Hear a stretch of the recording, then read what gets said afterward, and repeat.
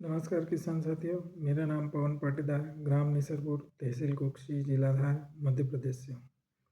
किसान साथियों, मैंने पहले कुछ वीडियो डाले थे जिसमें भट्टी खाद बनाते हुए भी आपको दिखाया है, भट्टी खाद डालते हुए भी आपको दिखाया है और आगे हम बाद में वीडियो में चर्चा करेंगे भट्टी खाद के रिजल्ट क्या मिले, ये भी मैं दिखाऊँगा।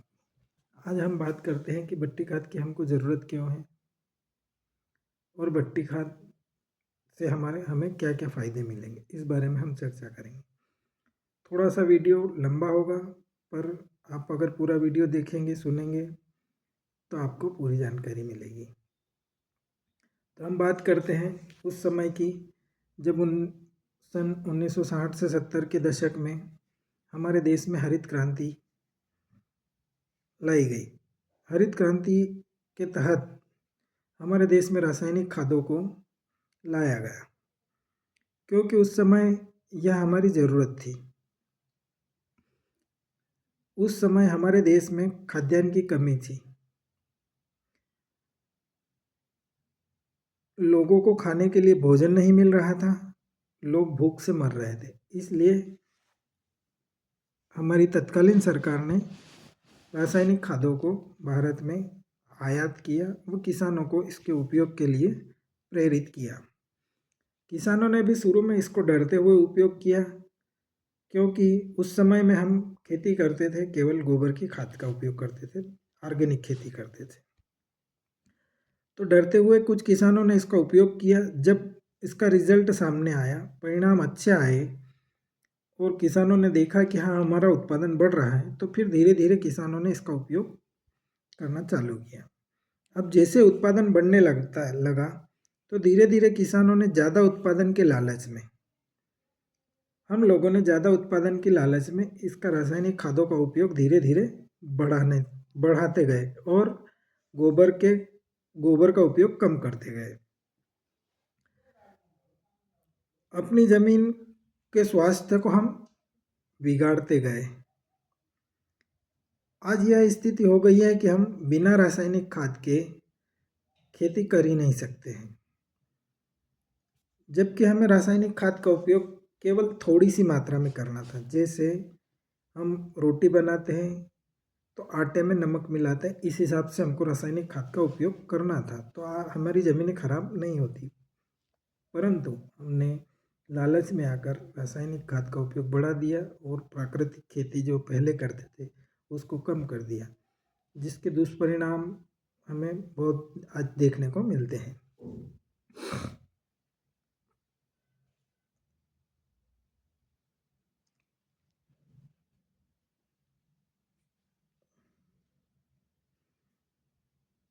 और आज से करीब 15 से 20 साल पहले से स्थिति यह हो गई है कि हमने गोबर की खाद को पूर्ण रूप से बंद कर दिया है,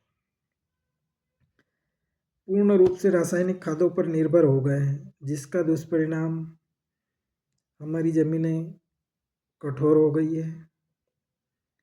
पहले हम देसी हल से, बैलों के हल से जुताई करते थे और काफ़ी गहरी जुताई हो जाती थी, परंतु आज स्थिति यह हो गई है धीरे धीरे कि फिर हम ट्रैक्टर से पर आए।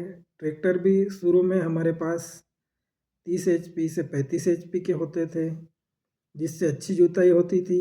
धीरे धीरे उसको भी हमने हार्स पावर बढ़ाते गए, 40 वाला लिया, 45 वाला लिया, 50 वाला लिया। आज स्थिति ये हो गई है कि हमें 55 से 60 HP का ट्रैक्टर चलाना पड़ रहा है।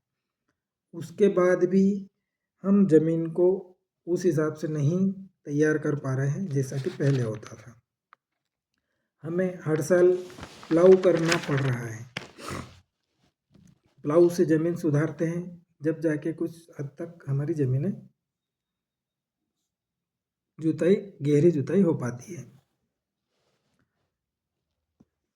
रासायनिक खादों के ज़्यादा उपयोग से हमारे मित्र कीट या तो मर गए हैं या तो सुप्त अवस्था में, मतलब कोमा में चले गए हैं, या तो ज़मीन में नीचे चले गए हैं, गहराई में चले गए हैं। मित्र कीटों को हमें वापस लाना होगा, तो ही हम अपनी ज़मीन को बचा सकते हैं।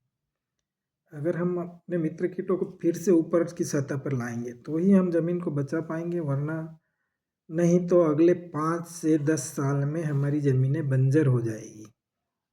ये मैं अपनी बात नहीं कह रहा हूँ, ये वैज्ञानिकों ने हमें किसानों को सचेत कर दिया है कि अगर आप इसी प्रकार से केमिकल का उपयोग करते रहे तो 2035 तक ज़मीनें बंजर हो जाएगी।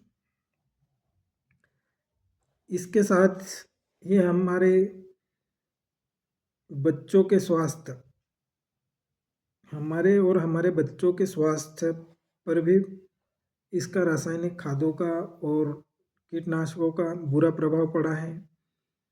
इन रसायनों के उपयोग से हमने कैंसर, हार्ट अटैक और इन जैसी कई नई बीमारियों को निमंत्रण दे चुके हैं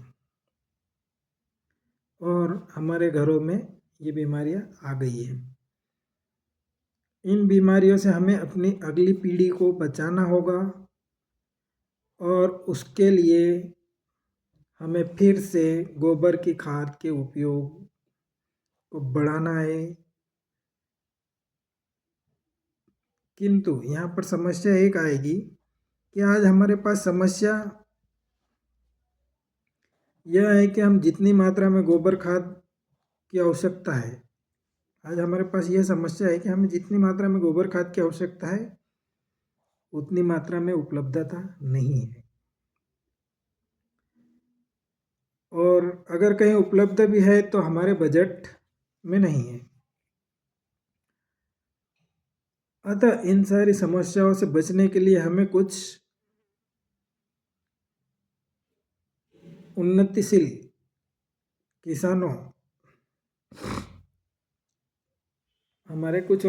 किसानों ने एक तरीका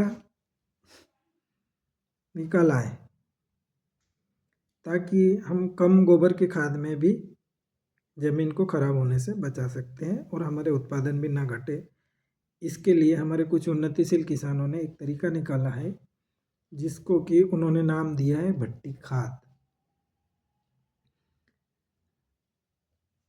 अब भट्टी खाद बनाया कैसे जाता है? भट्टी खाद बनाने के लिए हमें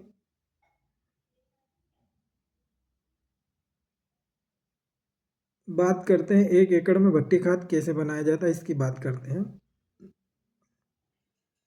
तो 1 एकड़ के लिए खेत में हमें जितना भी DAP, di ammonium phosphate, MOP, muriate of potash या माइक्रोन्यूट्रिएंट, जो भी हम बेसल डोज डालते हैं, बेसल डोज हमें 1 एकड़ में डालना है। जैसे हमने माना कि 1 बैग DAP और आधा बैग मतलब 50 किलो DAP और 25 किलो पोटास और कुछ मात्रा माइक्रोन्यूट्रिएंट की लेना है। तो अब आपके मन में सवाल आया होगा कि हम खाद की डोज कम कर दें तो हमारा उत्पादन घट जाएगा।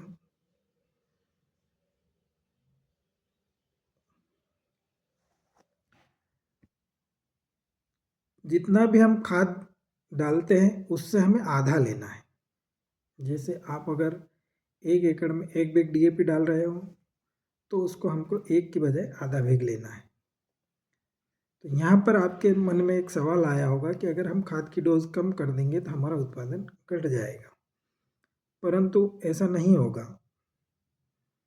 जनरली जब भी हम खाद डालते हैं तो उसमें से केवल, जैसे हमने खाद खेत में डाला, मान लो DAP डालते हैं, पोटाश डालते हैं, तो उसमें से केवल 20% खाद ही हमारे पौधे उठा पाते, बाकी 80% खाद हमारा ज़मीन में पड़ा रह जाता है, रॉ मटेरियल में या ज़मीन में फिक्स हो जाता है, कोई उपयोग में नहीं आता है। वही हमारी ज़मीन को खराब कर रहा है।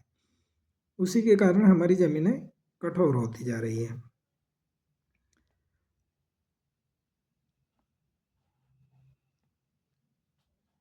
अब इसके कारण जो ज़मीनें आज तक खराब हो गई है उसको तो हम अब धीरे धीरे ठीक कर सकते हैं, एकदम से नहीं कर सकते हैं, पर उसको और ज़्यादा खराब होने से बचा सकते हैं। उसको और ज़्यादा खराब होने से बचाने के लिए हमें भट्टी खाद का उपयोग करना पड़ेगा।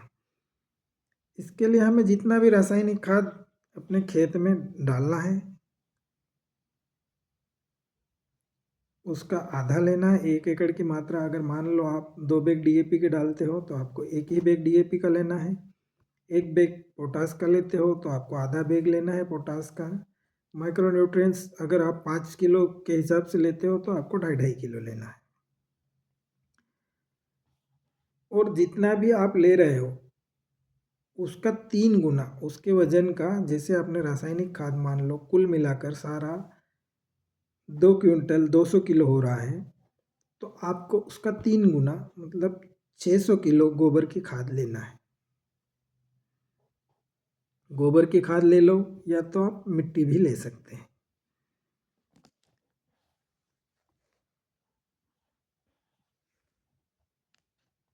उसके बाद उनको मिक्स करके कम से कम 7 दिनों के लिए एयर टाइट करके रख देना है। अब इसमें कितनी नमी होना चाहिए, किस प्रकार से मिलाना है, कैसे एयर टाइट करना है करके रखना है, इसका वीडियो मैं पहले बना के अपलोड कर चुका हूँ। आप माँ नर्मदा जैविक कर्मभूमि पे भट्टी खाद भाग 1 भाग 2 देख सकते हैं। अब हम बात करते हैं भट्टी खाद से कैसे हमारी ज़मीनें खराब होने से बचेगी। भट्टी खाद बनाने में जब हम खाद को एयर टाइट करके रखेंगे तो उसमें जो रासायनिक क्रिया होगी, जो रासायनिक खाद की केमिकल बॉन्डिंग होती है, हमें जब रासायनिक खाद दिया जाता है तो उसको मिट्टी पर या पत्थरों के अर्क पर उसको कोटिंग करके दिया जाता है। और उसको इसलिए इस प्रकार से कोटिंग किया जाता है कि वो जब तक हम उनको खेत में न डालें बीच में ख़राब ना हो, इसके लिए उस पर केमिकल बॉन्डिंग की जाती है।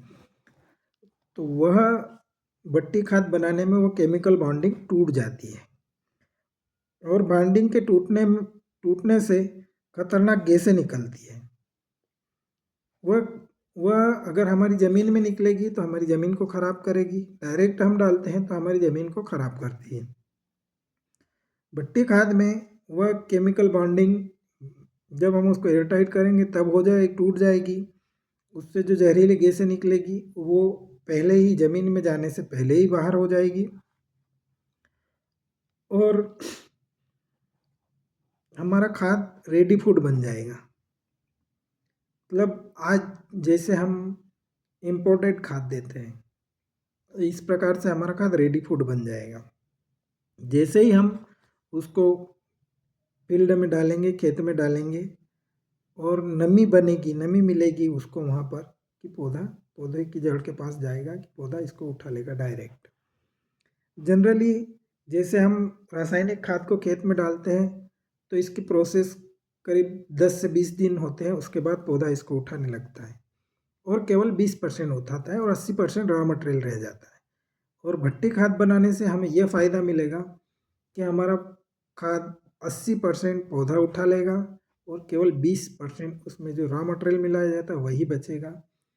तो इससे हमें डबल फ़ायदा होगा। एक तो हमें खाद का 4 गुना ज़्यादा रिजल्ट मिलेगा, तो इसलिए हमने पहले ही खाद आधा कर दिया है, फिर भी हमें 2 गुना रिजल्ट मिलेगा। तो हमारा खर्च आधा हो गया, रिजल्ट डबल हो जाएगा और ज़मीन खराब होने से भी बच जाएगी। अगर आप ज़मीन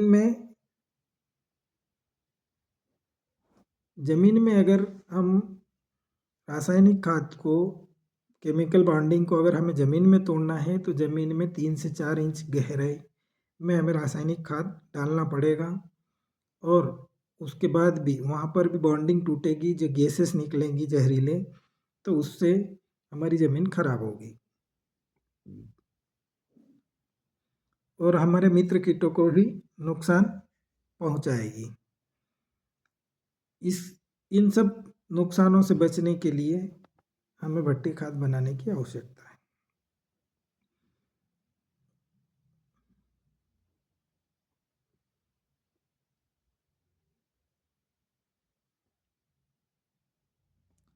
दूसरी चीज़, जब हम भट्टी खाद बनाकर डालेंगे तो जो हमारी फसल का उत्पादन होगा वो जहर मुक्त होगा, केमिकल फ्री होगा। तो हमें खुद को भी केमिकल फ्री भोजन मिलेगा और हम दूसरों को भी केमिकल फ्री भोजन देंगे, जहर मुक्त भोजन देंगे। इसलिए आप सभी सामान्य किसानों से निवेदन है, मेरा हाथ जोड़कर करबद्ध निवेदन है कि हमें अपने और अपनी आने वाली पीढ़ी को जहर से बचाने के लिए ऑर्गेनिक खेती की और रुख करना पड़ेगा। और इसकी सबसे पहली सीढ़ी है भट्टी खाद, जिससे हम अपनी ज़मीन को पहले जीवंत बनाएं और उसके बाद हम धीरे धीरे आगे बढ़ें। जब हमारी ज़मीन जीवंत होगी तो हमें ऊपर से भी पेस्टिसाइड का उपयोग धीरे धीरे कम होगा। इस बारे में भी हम बाद में अगले वीडियो में बातचीत करेंगे।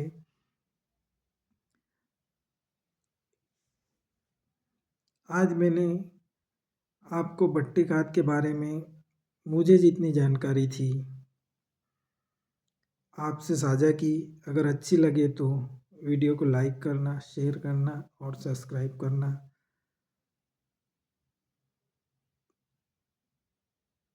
आप अगर शेयर करोगे तो और भी किसानों को इसका फ़ायदा मिलेगा। जय जवान, जय किसान।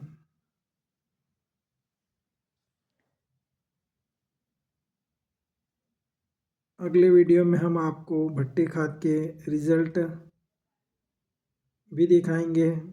जो हमने डाला है वो मैंने वीडियो बना के दिया है, आपको अपलोड किया है और आगे भी हम बातचीत करते रहेंगे। अगर इसमें मेरी कोई गलती है या कोई पॉइंट छूट गया है, कुछ गलत है, तो आप कृपया कमेंट करके मुझे सजेशन दें, तो हम अगले वीडियो में उसको सुधार करेंगे। जय जवान, जय किसान, जय हिंद।